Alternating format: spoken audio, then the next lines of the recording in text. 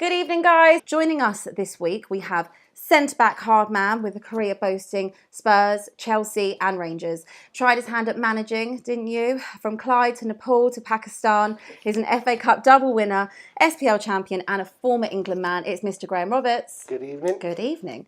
And our second panellist tonight is from the north, but he fell in love with Tottenham from the minute he put on that lily white shirt. With over 100 appearances for Spurs, winning the FA Cup, and he almost won himself an England cap, it's Mr. Micky Hazard. Good evening, all. Good evening. So let's just dive straight in. So there's a topic that's become increasingly popular recently, with so many players making a big money move to China. What do you guys think about that? In terms of career, longevity, money-wise, is that really the best thing they can be doing for their career? Or should they really be focusing on having a long-term career in the Premier League, wait until they're older to be making these moves? Me personally, I think because of the Dembele situation, that one's just come out.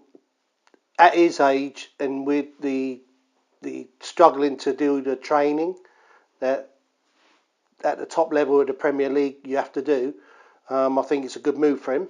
I think he'll be able to go out there, earn enough money to retire, which I would have thought he'd have had enough money anyway, but a little bit more.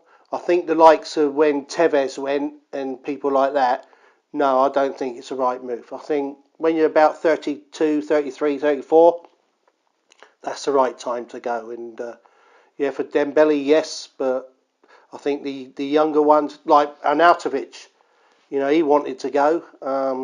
I think that was more of him getting more money out of West Ham, really. I think he got a new contract, hasn't kicked a ball since, so he's done really well. But I think, me personally, I think if you get to that 33, 34 age, yeah, you go out there and you can earn enough money for 2 years to live for the rest of your life comfortably. I remember a few seasons ago there was, I think it was Oscar left Chelsea, and he was such a big part of the team at the time, and you just kind of looked and thought you can just tell it's for the money. Yeah, I think with the vast amounts of money that's being on offer, it's very difficult to turn it down. But I always remember, and whenever I talk about coming to the end of your career, I always remember speaking with Teddy Sheringham, and Teddy said, "Look," he said, "I want to play for as long as I can play at the very top." He said, "Because when I give it up, I can never get it back." He said, "So I think he played till he was 40, and I'm certain that he could have had big money moves elsewhere, which could see him okay for the rest of his life. But playing at the top is probably the greatest thing that you ever do. So to leave at 32, 31, 32, wow, I'll never understand it, because I've got to be honest, I still think you've got 3 or 4 years left at the very top. And fine, Dembele was suffering a few injuries as such, and that maybe played a part in his decision. But for me, no, don't go it so young. Wait till you've seen out your best years at the very top, and then go and milk it for all it's worth. You got like Abby just said about was it Oscar? Yeah, Paulinho. Yeah, Paulinho went, and he went back to Barcelona. Yeah. That one worked out quite well. Unbelievable. Yeah, it did, but it's rare that's going to happen. It's rare you're going to leave a top club, go to China and spend a few years there, and then come back to a top club. I think that's a rarity that'll happen. So, but I guess you could argue that it's, as a footballer, I mean, it's a short career, I guess. So yeah, it's very short, earning £200,000 a week. Of course, it's short. I mean, we're only have to be 1 year. That. No, look, it is a very short career. But you know, in our day, you could actually level that sort of thing at us. That was a short career because we weren't earning vast amounts of money. Certainly not enough money to secure our futures for the rest of our lives. But nowadays, you know, you have Did you not earn enough? Well, I did, yeah, but I'm talking about you.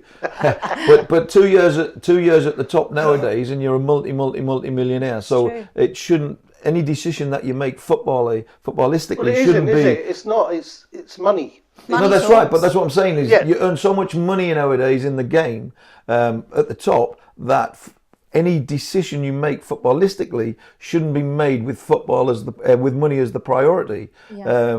You know, but going to China, you are making that decision based on money. That's right, but it's not about. It's not football. The point is, it shouldn't be. You should only make football decisions until the football decision is sort of more or less taken out of your hands because you're no longer good enough, and then you can go and milk it in China because the level nowhere near there what it is over here or in Europe. So there comes a time when you can make a money decision, but not when you're still good enough to play at the top. Completely agree, guys. Yep, I agree with that. Okay, so let's move on.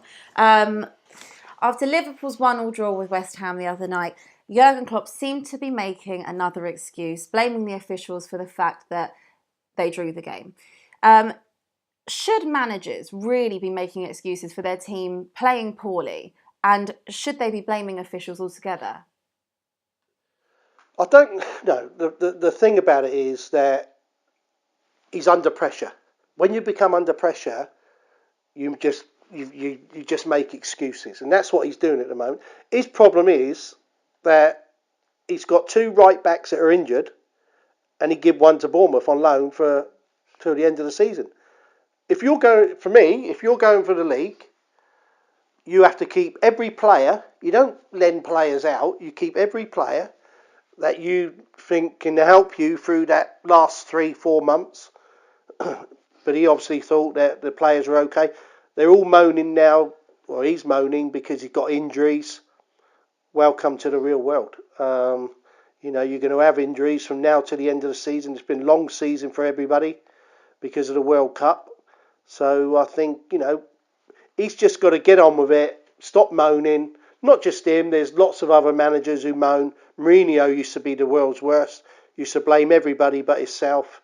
But he was a great manager. I think it's very difficult as a manager. What you have to understand is that you're in the heat of the battle. Yeah. And the minute you vacate the pitch, you're expected to go in front of a camera and be calm, cool and collected. And sometimes, no matter how wise or clever you are, it's easy to interpret that some referee has made a bad decision deliberately against you. When I was managing, I did it at a much lower level than what any of these managers are doing it. So I often understand what they get at when they come in that heat of the moment and they voice their concerns. What I will say is that rumour has it that he said he went into the the referee's dressing room at half time to discuss it with them. Why can't refs discuss things at half time or full time or whatever? What happened was they said that the referee was told that the goal was offside. That's right. And then he made up for it in the second half. Well, I didn't see him make up for anything. Well, the bottom line is the linesman almost gave them the winning goal in the last minute from another 2-yard offside decision. So I don't think any referee... I don't think the referee made a mistake. I think I don't think any of them were against Liverpool or West Ham. I think that you have to accept sometimes also that, West Ham are one of those teams that are up and down. They have they beat Arsenal the other week. They're an up and down side. Sometimes they perform great, and sometimes they don't perform so great. It just so happened that on that night they performed really well. They should have been 3 up. Yeah, they put Liverpool under a lot of pressure.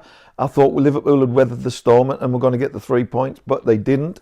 And what I love about Pochettino is that no matter what, he never blames injuries. And we've had an horrendous injury list. He never blames injuries.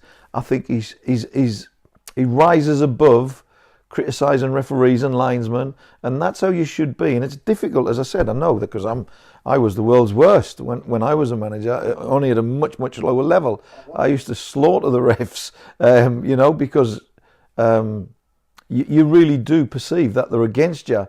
And the more the pressure, the more you perceive it that they're against you. But I would say Guardiola's he's Guardiola's the same. I think the bigger man. And Klopp, to be fair to Klopp, and I'm not defending him in any way or any other manager, he's generally the bigger man too. He generally comes out and he speaks very well and very knowledgeable, and he generally carries himself. But you can see the pressures there now. Of course, and that's what I'm saying. Pressure makes you not see things as clear as you do when you're not under pressure. But don't you think, since they kind of went top at Christmas, and then obviously I wouldn't even call it a wobble, but whatever they've gone on the last few weeks to allow City to get back into it, blaming the snow, blaming the grass, blaming the bubbles. There's a million things to blame. Is that just a sign of the pressure? Blame the bubbles. I think the snow, with reference to the snow, the only snow will affect a better team than it will a lesser team. Yeah, but it's a great level of the snow. But they cleared their end. That was the one thing that I totally disagreed with. If you're going to, it was seeking to gain an unfair advantage when you clear one side of the pitch, the side that you're attacking, and leave the other side full of snow. That's not right, and it's not fair. What they should have done was the other end as well, because they couldn't play out from the back, and the defenders had a better pitch to defend in, because there's no snow on it. So it just actually... I mean, whether or not that was planned or not, we don't know. It certainly looked that way, but we don't know. But if it was unfair. But the snow is a great leveler, and top teams will suffer in snow much more than the lesser teams. They haven't had the snow when we used to play. It used to be snow. You never had no shovels to shovel. Well, you couldn't see me. I'm so pale. Nor me, but you couldn't see my white hair. That's why I used to sneak in on the blind side. You need that holiday, Mick. Yeah, we need that holiday, yeah. Now, the both of you have obviously played in some amazing teams with amazing players. If you had to pick your best 11 that you'd played with, who would be in it? Well, if we go one by one, you can go goalkeeper, right back. I played with two fantastic goalkeepers, Ray Clements and Chris Woods, both England goalkeepers.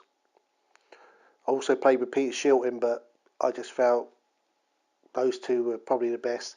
And if I had to pick one for his longevity, it would be Ray Clements for me. Mick? Ray Clements without any shadow. I trained with Pat Jennings, who for me was the best goalkeeper ever in the world. But I didn't play with him. He left before I got the opportunity. But Ray Clements, one of the most decorated goalkeepers ever in the history of the game. I think that says something about him. Fantastic goalkeeper, and a great talker and a leader, a winner. Full stop. Right back. Can only be one. Can only be one person. Can only be one. Captain.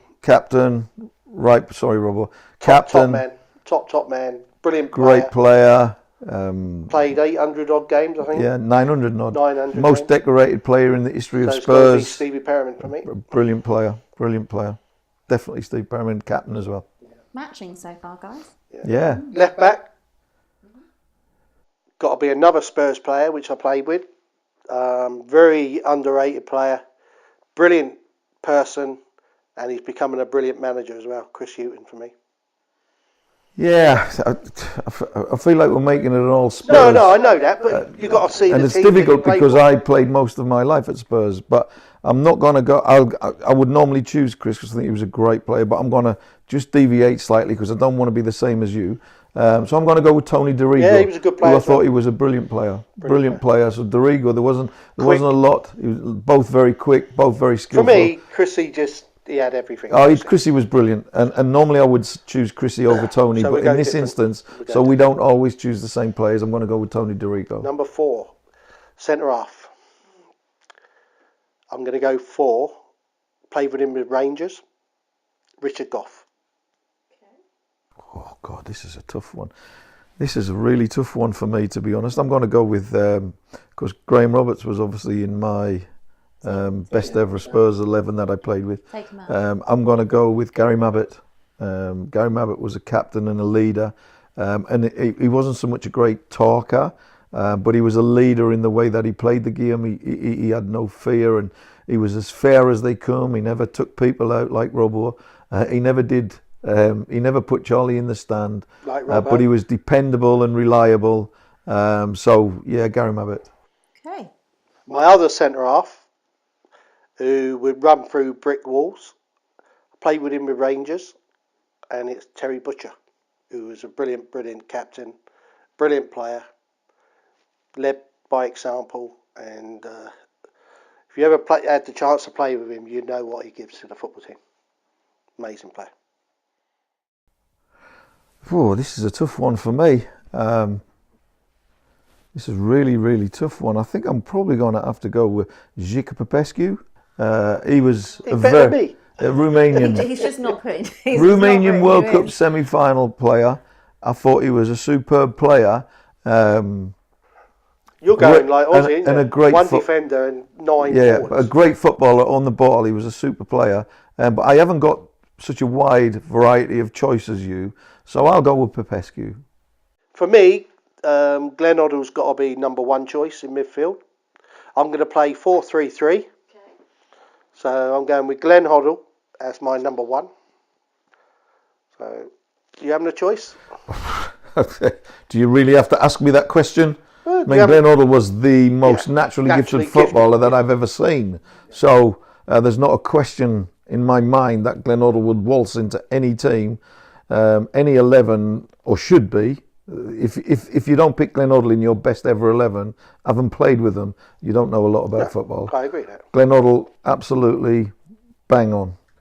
Top player, top. So we're not picking each other here, are we? No, we're not picking each other. Okay, my next one is Osvaldo Ardiles. Absolute wonderful player. Looked after you when you played at the back. He always wanted the ball. Creative, but he was just an absolute superstar, really. Ozzy Ardiles for me. Brains. You know, you talk about Glenn Hoddle, Ozzy Ardiles, in my opinion, being the two of the greatest Spurs players ever. So different. Glenn was so naturally gifted. Ozzy had the best football brain I think I've ever seen. And as Robbo said, he was available to receive the ball from anywhere on the pitch, but also he won more balls back than any player on the pitch. Brilliant player. My third one, holding player. The other two are going to be creative. Is Graham Souness. Graham Souness is one of the best player managers I've ever played with in my life. Did everything with the football, could pass, could tackle, an absolute fantastic player and manager as well.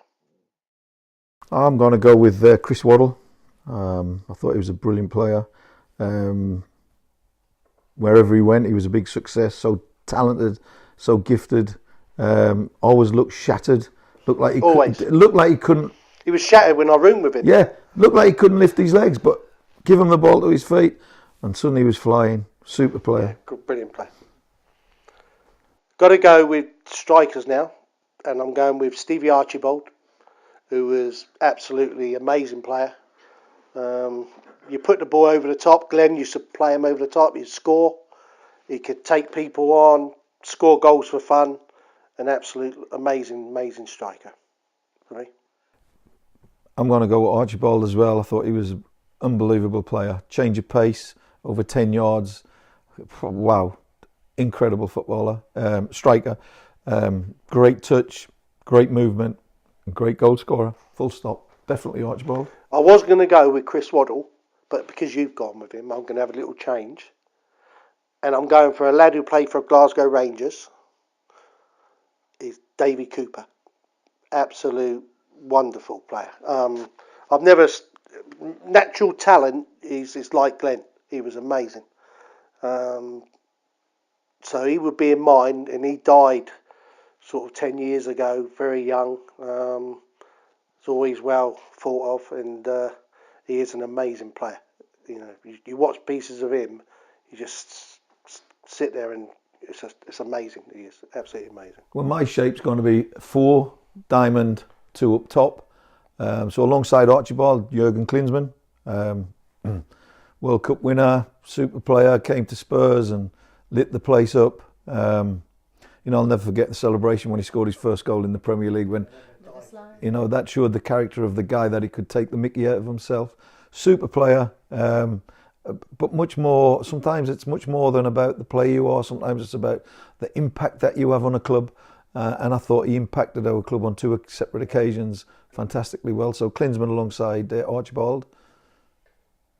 I've got 2 or 3 now that I'm thinking about, but the one that I think you can't leave out is somebody scores 49 goals in one season. He has to be in the team because he's a goal scorer, and he scored goals at every club he went to. So for me, it's Clive Allen. That season we had, and I got sold in December. I think he'd scored 26 goals before I left. I made 8 of them, but he was amazing. The ball went in the box, it was goal. So for me, he has to be up there with Archibald, and I think that would be a fantastic. He was a fantastic player. I only spent about 4 or 5 months with Clive, so never got to really see the best of him. And certainly that season he was incredible. But in terms of because I'm going with the diamond, I'm going to play Teddy Sheringham behind the front, behind Klinsmann and Archibald. Who's your holding player there? Ozzy. Oh, right, okay. So Sheringham was so clever. When he played centre forward, he drifted back into midfield, made the play, and then drifted into the box late, unmarked, and was obviously all his teammates knew what he was doing, so they would look for those cutbacks or his movement coming in late, unmarked. So he was very clever, played the game, saw the game really well, had good technique, good awareness. So Sheringham for me was a super player, and I can't see anybody in the world stopping a front three of Sheringham behind with Klinsmann and Archibald. Well, you have a look, we just picked two teams there, could probably first and second in the Premier League. Yours would be second, yeah. You're right. So we've got big games this weekend. Obviously, the title race has now taken a turn. We've gone from obviously Liverpool leading the way. City are back up there. So just going to run you through some fixtures. We've got Saturday early cook-off. We've got Fulham United, which is top 4 potentially. Well, if Fulham played the way they did against Tottenham and the way they played the last couple of games, they're going to be giving Man United a tough game, a rough game. So that could be. I still think Man United will beat them, but I think it'll be close. It'll be close. Yeah. Prediction. I go for 2-0. 2-0. United. United. I think it'll be really close. I think Manchester United will win 4-0. That's really close, isn't it? Run close on that one. We've got Palace West Ham. Yeah, that's a tough. Well, West Ham are coming off the back of playing really, really well against Liverpool. Palace are going to be without Saha, so he's got an extra game today, didn't he? So he got 4 games he's got back. I think it is. Yeah. So I think they might struggle this week. Palace. I think West Ham might get something out of this game. I'm going to go 2-1 West Ham. I think it's a tough game for both teams. Zaha has a massive loss. I just got a sneaky feeling West Ham are going to nick it. I think Palace are a difficult team to beat. They defend well, they work hard, they're compact, they're well organised. Man City. Yeah, but without Zaha, I feel they lose their talisman, that creator who can make things happen. So I'm going to go for a 2-1 West Ham. Have they still got that stat where they haven't won with him in the team? Or they won? They won last week, week, didn't they? Yeah. Huddersfield Arsenal. Well, I had to laugh. I was listening to the radio on the way here, and the stat came out. Manchester City have scored 100 goals more than Huddersfield this season. So you look at that and you think, well, there's only one winner there. So I'm going Huddersfield 1-0. No, that's probably correct, and probably Huddersfield probably haven't scored more than 1 goal in a game, but they are playing against Arsenal's defence, so there's every chance. I'm going to go 1-0. Let's hope They might get 2 or 3, but you can't see beyond. You can't see Huddersfield's defence stopping Arsenal forward line, but I can see Huddersfield scoring because Arsenal have got a mistake in them at the back. But what are you going for? I think Arsenal will win 3-1. Oh, they've gone 3-1. I'm going 1-0 Huddersfield. Really? I think there's going to be an upset. Do you think they made a mistake getting rid of David Wagner? Well, I don't think they got rid of him, did they? Well, He wanted to go. He's had enough. Yeah. So I think, when a manager comes to you and says... To be honest, they were a better team with him there. Yeah. They were more compact. Yeah, the manager they've got now is... just gung-ho, isn't he? In a way, I guess he's got... Well, they've got nothing to lose. They're going to go down anyway. But they got 11 points. You can't see past an Arsenal win. I agree, but I'm going for 1-0. You've got Abbi and Lacazette, and they're going to score goals. It's as simple as that against this defence. So they're going to win. Liverpool Bournemouth. Well, the way Bournemouth played at Cardiff last week, I think there's only one winner here. I think Liverpool... The nerves are there. You can see it. The way they're playing, they're not free-flowing football anymore. But I just think they'll have too much for Bournemouth. So I think Bournemouth, Eddie Howe, he just goes there and has an attack and he wants to score goals. So I think Liverpool win. I think it'll be 2-0 Liverpool. I think I like Bournemouth. I like watching them play. I think they play with a great spirit. and a spirit that is synonymous with England, that they go to try and win games. Too many teams nowadays are just 12 men behind the ball and trying to defend and then get a late goal in the game, and it's not what I know about English football. So I like Bournemouth, but I just think that Liverpool at some point are going to pace the team, and I've got a feeling it could be Saturday, so I'm going to go for 4-1. But I think you have to have a look at it. If Bournemouth turn up the way they played Chelsea, they have a chance. Yeah, but was that because of Bournemouth or was it because of Chelsea? No, but if it was at Bournemouth this weekend, different kettle of fish, but it's at Anfield. Being at Anfield, I just think Liverpool have far too much.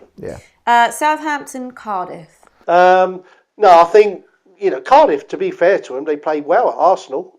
Yeah, they did. They played really well. Taken something out of that game. I think if there's any team going to get out of it, I think Cardiff might be the team. I think they've got lots of things going against them at the moment. The Salah situation, but I think Southampton, they got a good manager now. Everybody likes him. So I speak to Matt Letizia quite often, and they like him down there. He works very, very hard. I think they might just have a little bit too much for Cardiff. I think 2-1 for Southampton. I think it's one of those games. It's a 6-pointer. Both sides are fighting there for their lives. I think home advantage is going to play a big part, and you're right, Cardiff played very well at Arsenal last week and gave them a shock, but I can't see beyond Southampton. I think Southampton will win this 2-1. 2-1. Big game, Watford-Everton, big game for Marco Silva. I've got another stat for you. Go on. The last 3 teams who got the worst conceded from set pieces, what manager? Marco Silva. I heard that this morning. Watford, Tom, Everton, and Hull. Tom, when did we employ a stat man? Never, we didn't. But I'm just telling you. A statistician. You've been revised. That to me says he might be a good coach, but get somebody in to. Because last night they conceded the first goal after conceded 2 on Sunday.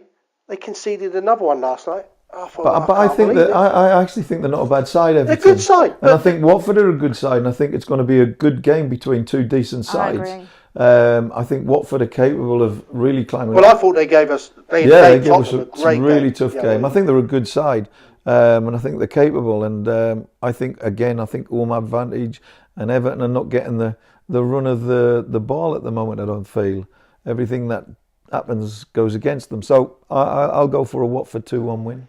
Well, I'm going to go Watford 3-1 for me. So I think Watford will be really good at set pieces.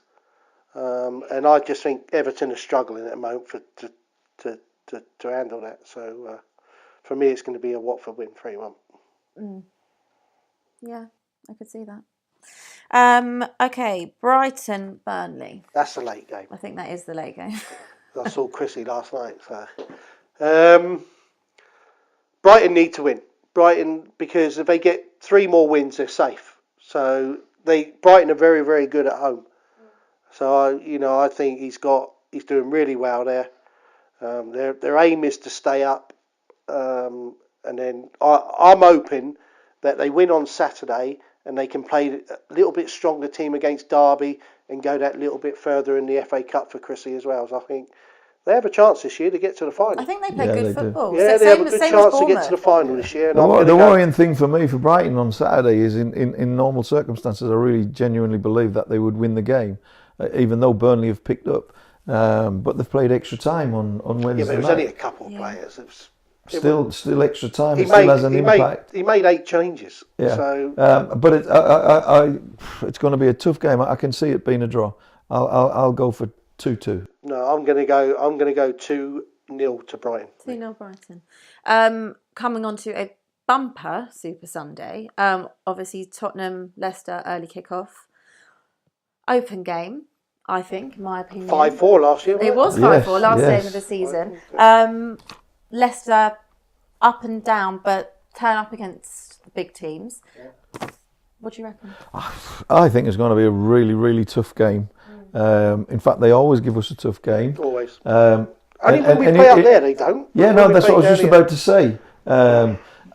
I would rather be playing them at their ground, Yeah. because then they come at you, and then you can exploit the gaps that they leave. But at Wembley, they come, they sit, they stay solid, and they've got Vardy and his pace on the breakaway. So I think it's going to be a really tough game, and I wish it was full time now when we'd won, because I think it's a game that, if we're going to maintain our challenge, we have to win. Not just the challenge to win the title, but the challenge to qualify. Because the earlier we get qualified in the top four, the more pressure's off. Then you can have a real go at the league. And as long as when we get qualified, we're still in there, we're a shout. Who knows what can happen? But I think it's a tough game, and they've had some great results against big opposition. So we got to be ready and up for it. But 2-1 Spurs. I agree. I think it's going to be a tough game, but I think we might have one player back, and I'm not coming back. Fingers crossed. No Fingers chance. crossed. He comes back. If he don't come back Sunday, he'll be back. He'll be on the bench. Sunday? He'll be on the bench. You're giving us an exclusive? No, I'm not giving you an exclusive. So you're talking about Sissoko? Yeah. No, I think Harry's not far off now. He's back at the training this ground. is classified This is information here. classified. We're not allowed to expose ourselves. No, I'm not. But I'm on just the saying. TV. There's rumours of Dortmund. No, him being back for Dortmund. But I think he might be on the bench on Sunday. I wouldn't be surprised. And you heard it here And I'm first. going. And I'm going. You heard it here first by your newspapers in the morning, right on my doorstep. So I'm going 4-2 for Tottenham. There is a lot of unrest though with Leicester. Well, Yeah, I'm It's a bit naughty that, by the way, you telling us that, because you didn't tell me before I made my prediction. Yeah, that's true. Hey. Well, you didn't ask me. So. It could, but as I was saying about the unrest with Claude Puel, there could be that could work to our advantage if there is truth. To be honest, I'm shocked that there's unrest with them. I am as well. I mean, what do Leicester expect of their team? Well, what they won the title eighth, 3 or 4 years ago. What do they expect? They're sitting in the top 10, 8th, 7th, 8th. You know, a few years ago they would have been delighted with 8th, 9th. You know, here they are sitting in there. But I think it was the way. They've got to lower their expectations. I think they're safe now in the league to stay up. They've already got enough points, nearly. Need one more win. Why did he not go for the FA Cup? Why did he play a second string in the FA Cup, get knocked out by Newport? That's what's caused the problem. If he hadn't done that, but unfortunately, Rob, a lot of managers. But Mickey, when you're safe, do it when you're safe, you know what it is. It's you get safe, and then I don't know if the chairman puts pressure on because every position you get higher, you get more money than you get in the FA Cup. You know, if they finish 5 places higher than they would normally, that's going to bring an extra £10 million. Yeah, I agree. You win the FA Cup, it's £6 million. I know, but you 5 places up the league, you've got more money. But that band of mid-table teams, such as he ain't going to get from 7th to 9th. It's not going to be in 9th terms to of your 7th, Evertons, whatever. your Watfords, your Leicesters, even your Brightons and Bournemouths at push. You know, you expect them to stay up, and you expect them to have like a mid-table or above kind of finish. Yeah. You know, why don't people push for the cups? Well, listen, you're talking to me. I'm old school. I love the FA Cup. I love winning a trophy. I'm talking old school, but we're trying to get inside the minds of chairmen and managers nowadays. My argument will always be, you've got a chance to win a trophy because the big teams are getting knocked out. The big teams are playing mostly their reserves. So there's an opportunity to win a trophy. The only way on your CV. you can get the FA Cup is to make the 4th place. Absolutely. Qualify. Make them as Champions League qualifier. The winner goes into the Champions League. Every domestic country, and then everybody would take it more seriously. Absolutely. Yeah. Make every country in the Champions League, the domestic trophy, the main domestic trophy should guarantee to bring back the magic of the FA Cup. The League Cup gets you into UEFA. Yeah. Europa. Yeah. So why can't that take you into the Champions League? I mean, who wants to finish 4th? Of course, at the moment, everybody does. Well, sure. Yeah. But if you made the FA Cup, because shouldn't you enter a trophy that's called the Champions League? Yeah, but can I just say, having been a winner, the FA Cup, Mickey, then becomes not 6.6 million, becomes 46 million. Yeah, exactly. However, that's what it becomes. However, saying this, if you win the Europa League, you qualify for Champions League, but there is even less of a shine on the Europa League than you could probably say about the Carabao Cup. Well, yeah. So, I agree. Again, the problem with the Europa League is you've got 5th, 6th, 7th. yeah. I mean, should you have a chance if you finish 5th, 6th, 7th to go into the Champions But if League? you win that, if you've come through all the Yeah, so many games that I there agree. are in that, and you get to the final and you win that, then you're in it. I think you've gone through all those there's teams that have dropped out. I don't like the But that's Europa only League. the extra teams, isn't it? But you've gone through the ones that you start with. I don't like the Europa League going into the Champions League because I think it's not worthy. But the FA Cup, you could get a Liverpool, a Manchester United, Chelsea, a Arsenal, a Spurs. All I'm saying, Micky, is that they're worthy to enter that. All competition. I'm saying is that the FA Cup is £6 million. 6.6, whatever. But if they get in the Champions League winning that, that's another 40 million quid. That's right. That's why worth going for. Yeah. So then that's the why FA Cup would just become enormous again. Should be every domestic main cup competition. Yeah, I agree. In every country that enters the Champions League, the domestic cup should be guaranteed a place in Champions League and do away with 4th. Yeah, well, look, a few years ago, Wigan won it. Yeah. They could have done with a £30-odd million. Could you imagine them in the Champions League? But they get £40-odd million. They won the cup. Wigan wouldn't have won it if it was guaranteed Champions League because all the big teams who were challenging for 4th... Man City played them in the final, didn't they? And lost. All the big teams challenging for 4th would put out their best teams every week because it's a shortcut to the Champions League. 5 or 6 games to win the FA Cup when you're in the Champions League, whereas the league you have to do it over 38 games. 100%. I think that should always come in. Absolutely. Back on topic. City v Chelsea. Anyway, Tottenham's going to win 4-2. City Chelsea. Tough game. I think City, for me, are desperate to win this league again now. I think they've got to the top. I want Tottenham to win it, of course, but if not, I think City will win the league, and I think they will go unbeaten now till the end of the season. Yeah, I do. I think they will. They've got the strongest squad by far. They've got every position's covered. They don't worry about their injuries because they got a player just as good coming in. So he never moans the manager. He keeps them on level-headed.